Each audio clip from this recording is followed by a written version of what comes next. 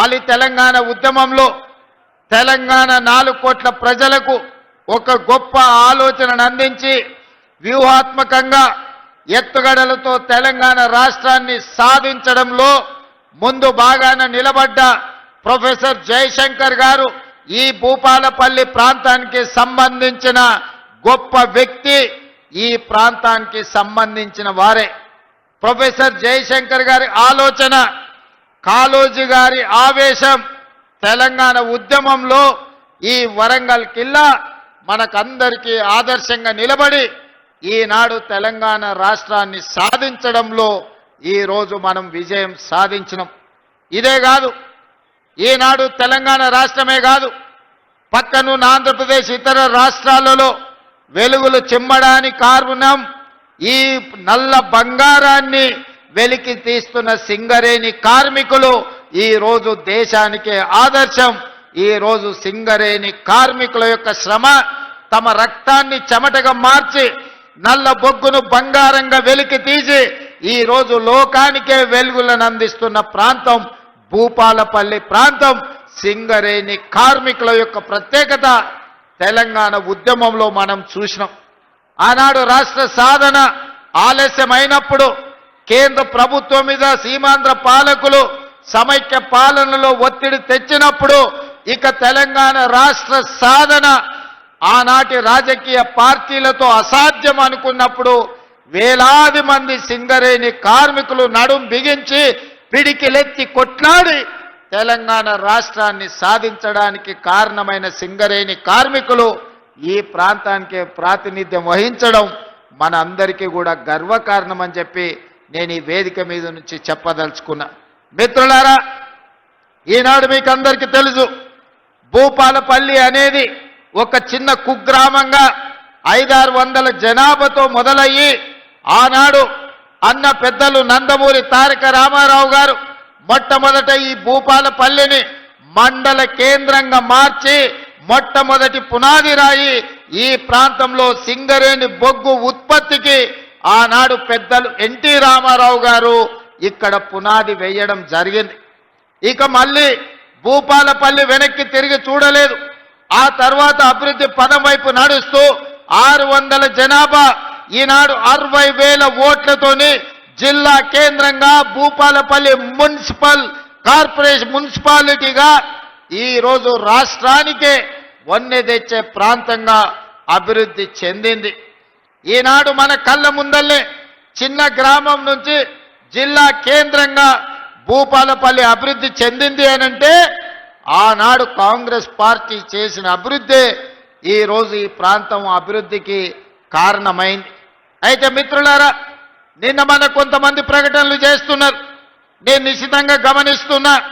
మేం భూపాలపల్లి జిల్లా ఇస్తే కాంగ్రెస్ పార్టీ జిల్లాను రద్దు చేస్తుందని ఒక తప్పుడు విషపు ప్రచారం చేస్తున్నారు. ఈ వేదిక మీద నుంచి మీడియా మిత్రులకు 4 కోట్ల తెలంగాణ ప్రజలకు నేను స్పష్టంగా చెప్పదలుచుకున్నా, ఏ జిల్లాలను తొలగించడం కానీ కొత్త జిల్లాలను ఇచ్చే ఆలోచన కానీ ప్రభుత్వ పరిధిలో పరిశీలనలు లేదు.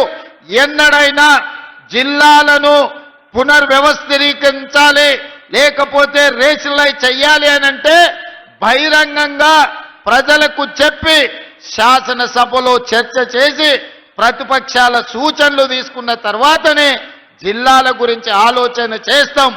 ఎవరు ఎన్ని కుట్రలు చేసినా, ఎన్ని అపోహలు సృష్టించాలని ప్రయత్నం చేసినా భూపాలపల్లి ప్రాంతం చైతన్యవంతమైన ప్రాంతం.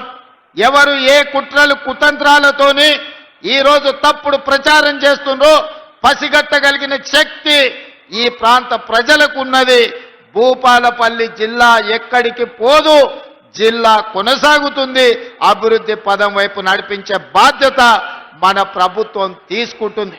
కొంతమంది చిల్లర మల్లర ప్రచారాలు చేస్తారు, తాత్కాలికమైన రాజకీయ లబ్ధి కోసం వాళ్లకు తప్పుడు ప్రచారం చేయడం, ఈ ప్రాంతం మీద విషం చిమ్మడం తప్ప వాళ్ళు చేయగలిగిన ప్రయత్నం ఏదీ లేదు. అదేవిధంగా ఇవాళ జిల్లా విషయంలోనే కాదు, భూపాలపల్లి ప్రాంతంలో సింగరేణి గని కార్మికులు అటు ఆదిలాబాద్ నుంచి ఖమ్మం జిల్లా వరకు ఉన్న సింగరేణి పరివాహక ప్రాంతం గోదావరి నది పరివాహక ప్రాంతంలో వేలాది సింగరేణి కార్మికుల కుటుంబాలు ఉన్నాయి.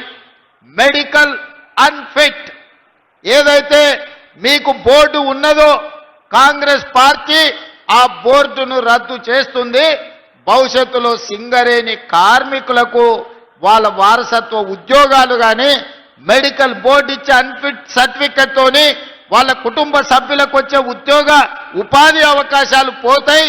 మిమ్మల్ని కాంగ్రెస్ పార్టీ మోసం చేస్తుందని కొంతమంది తప్పుడు ప్రచారం, విషపు ప్రచారం చేస్తున్నారు.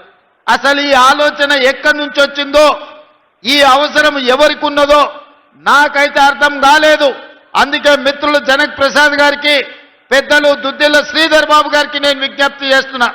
ఎవరైనా ఇట్లాంటి తప్పుడు ప్రచారాలు చేసి మెడికల్ బోర్డు విషయంలో విషము చిమ్ముతే వాళ్ళను అందరినీ మోకాళ్ళ మీద కూర్చోబెట్టి 4 ఈపుల మీదంగా దెబ్బలేయండి. ఎందుకు అనంటే ఆ ఆలోచననే ప్రభుత్వ పరిశీలనలో లేదు. కార్మికులు కోరుకున్న విధంగా కార్మికులకు మేలు చెయ్యడానికి రాష్ట్ర ప్రభుత్వం ప్రయత్నం చేస్తుంది తప్ప కార్మికులకు నష్టం కలిగించే ఏ నిర్ణయము ఈ ప్రభుత్వం తీసుకోదు. క్యూన్యూస్ పేరు చెప్పి ఎవరైనా వసూళ్లకు, అక్రమాలకు, బెదిరింపులకు గురి చేసిన క్యూన్యూస్కి సమాచారం ఇవ్వండి. క్యూన్యూస్ ఎప్పుడూ ఇలాంటి చర్యలకు పాల్పడదు, ప్రోత్సహించదు. క్యూన్యూస్ ఎల్లప్పుడూ ప్రజా గొంతుకగా ప్రజల సమస్యల కోసం నిరంతరం పోరాడుతుంది.